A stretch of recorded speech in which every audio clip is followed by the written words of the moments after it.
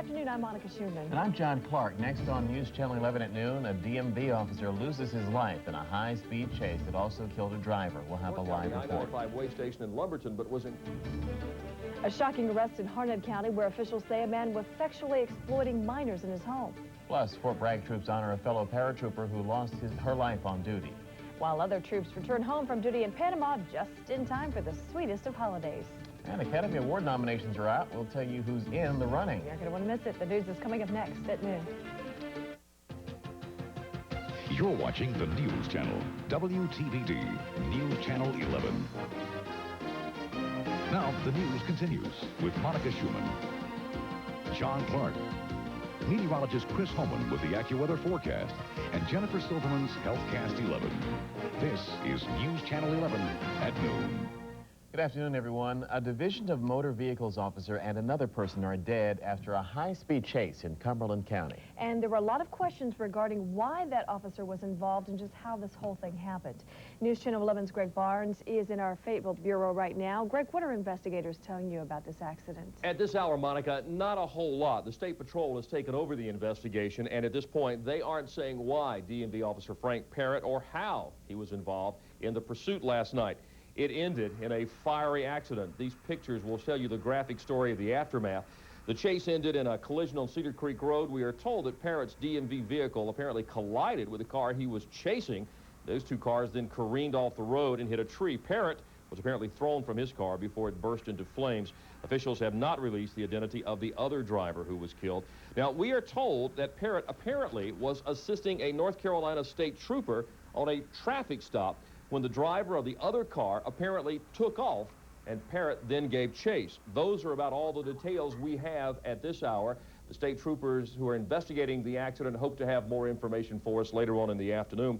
We're told that 44-year-old Frank Parrott lived in Columbus County and worked out of the way station on I-95 South in Lumberton. He was in Cumberland County last night on rest stop security patrol and was a 6-year veteran of the DMV force. We'll have more details on this in our later newscast. For now, we're live in our Fayetteville newsroom. Greg Barnes, News Channel 11.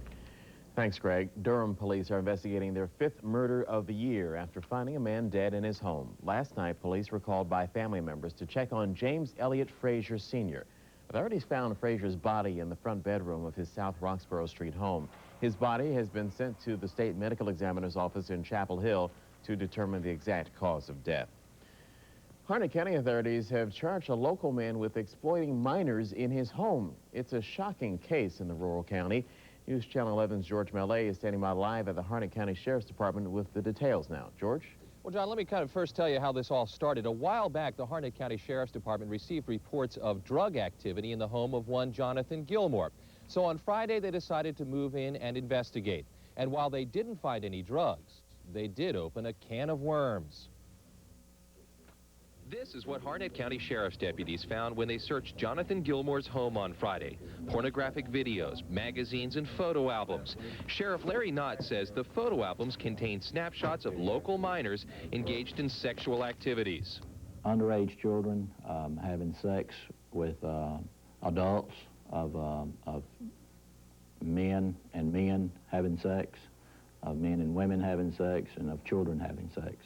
At present, Gilmore is charged with only 3 counts of first-degree sexual exploitation of a minor, but more charges could be pending. So what's going on right now is Harnett County investigators are going through all of these photo albums, and they contain hundreds and hundreds of photographs. They've identified at least 20 teens from Harnett County, from Moore County, and also from Lee County. They're bringing these youngsters in and interviewing them to find out what happened and when it happened. In the meantime, Gilmore, who has previous sexual offense convictions in both Wake County and Connecticut, is being held in the Harnett County Jail in Lillington. We're live in Lillington. George Mallet, News Channel 11. Now that they've had a good look at the murder scene, the jury in the O.J. Simpson case returns to the courtroom today to hear more testimony. L.A. police officer Robert Risky is expected to return to the witness stand today. He was the first officer to arrive at Nicole Brown Simpson's home the night she and Ronald Goldman were murdered. Meantime, the bills are piling up in the Simpson case, so much so, an L.A. County lawmaker will propose today the state of California pick up some of the tab. The Sheriff's Department expects to spend at least $1.9 million on the Simpson case by June, the end of the fiscal year. Most of the expenses sequestering the jury. Fort Bragg troops paid special honor today to one of their fallen comrades. Troops turned out early this morning for a 10-mile run dedicated to Private First Class Ruth Alvarado. The 82nd Airborne soldier was killed last Thursday during a jump at the Sicily drop zone. The 21-year-old personnel clerk was a member of the 82nd Airborne Division's 10-mile running team. A real Valentine's treat for 645 Fort Bragg troops who returned home from Panama this morning. The paratroopers unloaded at Pope Air Force Base's Green Ramp around 4 o'clock this morning, much to the delight of family and friends. The Task Force 2nd Battalion, 505th Parachute Infantry Regiment deployed to Panama in December to stabilize and provide security to Cuban migrant camps. They missed Christmas at home, but are back just in time for Valentine's. Perfect timing, huh? Well, the GOP tries to push through its crime bill while the threat of veto looms over Capitol Hill. That story's just ahead. And a fatal plane crash during a tour of the Grand Canyon kills 8 and sparks new debate on the safety of sightseeing flights. On Wall Street this noon, stocks are up nearly 3 points. The Dow Jones Industrial Average stands at 3956.90.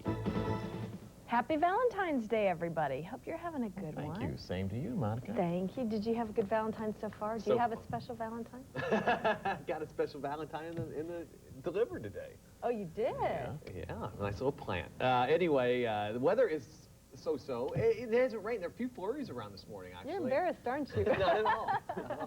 We're here to talk about the weather. Anyway, there were a few flurries around this morning, and they have moved on out. There was a little light rain, too, in some areas, and that has moved out as well, but it's still pretty chilly. Temperature over at RDU now is 42 degrees, with humidity still low, down to 22%, so the air is pretty dry. Wind southeast at 5 and pressure 3040 and falling.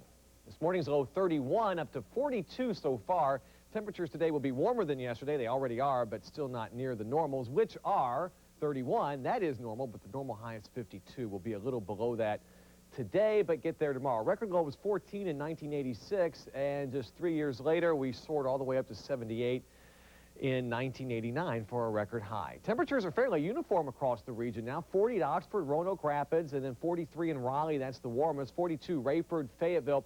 A lot of clouds around, but not much precipitation anymore. There was a little band of light rain, sleet, and snow that moved across the area this morning, but the air was so dry, much of it never even got to the ground. Just a few flakes and some ice pellets and a little bit of rain. That's it. And you can see the clouds, though, moving in, and bad frame there, but the clouds actually extend all the way back to the west coast. So even though it may not rain all the time for the next 4 or 5 days, we're not going to see a whole lot in the way of sunshine probably until Saturday, maybe Sunday. Hometown AccuWeather in the Sandhills, Sanford, Rayford, mostly cloudy skies. A little bit of sunshine, though, from time to time, and temperatures ought to make it up to about 49 degrees. Now, in this satellite view, you'll be able to see the big stream of moisture coming in from the western states, the Pacific Ocean, all the way across into the southeast, and these clouds not producing much. These are, and that's what will change our weather and give us an increasing chance of rain, especially by Thursday. All is quiet now in South Florida, but yesterday they had severe weather, and at Miami International Airport, 63-mile-per-hour winds damaged 3 planes, including this one,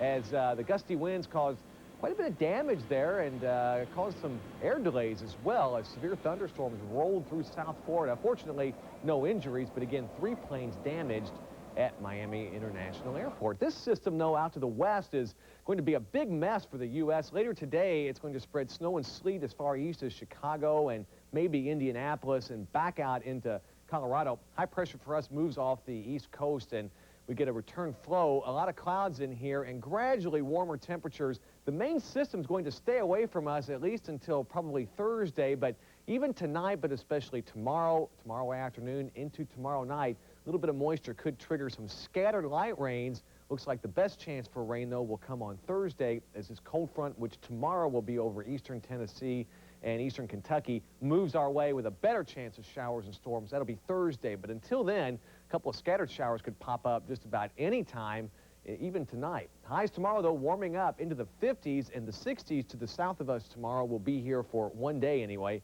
on Thursday, so some mild weather coming up. Forecast for this afternoon, mostly cloudy skies, maybe a sprinkle, but all in all, it'll be dry, but just rather overcast. Little sun, though, may peek through the clouds occasionally, but not very often. High of 47. Then tonight, mostly cloudy, maybe some patchy rain around. Low of 35. There is a winter storm watch in effect for the mountains of Virginia if you're heading there for some freezing rain and sleet. That's in Virginia. Cloudy, scattered rain around tomorrow and warmer with a high tomorrow up to 53 degrees. Then during the day Thursday, breezy and mild, scattered showers, maybe even a thunderstorm. 62 degrees. Friday, still overcast, still a chance of rain. Looks like the system will slow down, 54. And now have to change the 5-day and put more clouds, less sun, still a chance for a little rain on Saturday, and 50 degrees. Wake up time tomorrow, 39, cloudy skies, probably not too much in the way of rainfall. It's going to be dreary, though, the next several days, but it won't be raining the whole time. It looks like the best chance will come tomorrow night into Thursday, and then may linger into part of Friday and even the weekend. Sorry. There's a lot of clouds on that 5-day. Yeah, you know, you saw the satellite picture from North Carolina all the way out to California. It's overcast, so it's going to take a while to get out of this. Okay. All right, thanks. We're depending on you, though. Okay. Thank you. In Congress, the GOP will try to pass one hurdle, then go on to face a tougher one. The House is expected to vote on the Republican crime bill today, and President Clinton is expected to veto it. Mr. Clinton opposes the legislation because it kills a program to put 100,000 new police officers on the streets. Instead, it allows states to decide how to spend the money. The bill is the last and most controversial of 6 GOP proposals that would revamp last year's crime package. The White House is battling back against critics of Surgeon General nominee Dr. Henry Foster. Vice President Al Gore appeared with Foster yesterday in the obstetrician's hometown of Nashville and vowed, quote, not to let the extremists win. Foster has come under fire for misrepresenting the number of abortions he's performed, and opponents say he'll face a tough confirmation hearing. The White House says Foster has dedicated his life to reducing teen pregnancy. 2 survivors of an air tour that crashed into the Grand Canyon yesterday are still listed in critical condition. 8 of the 10 people on board were killed, including the pilot. The small plane apparently lost an engine and crashed while trying to return to the airport. This accident was the 11th deadly sightseeing crash since 1980 in or near the Grand Canyon. Federal safety officials have been pushing for tighter regulations for air tours, citing poor safety records. Well, Valentine's Day is a good time to think about your heart and its health. HealthWise reporter Jennifer Silverman has a dose of information that's sure to help coming right up. And it sounds too simple to be true, but some doctors say the key for couples who have trouble getting pregnant is just good old relaxation.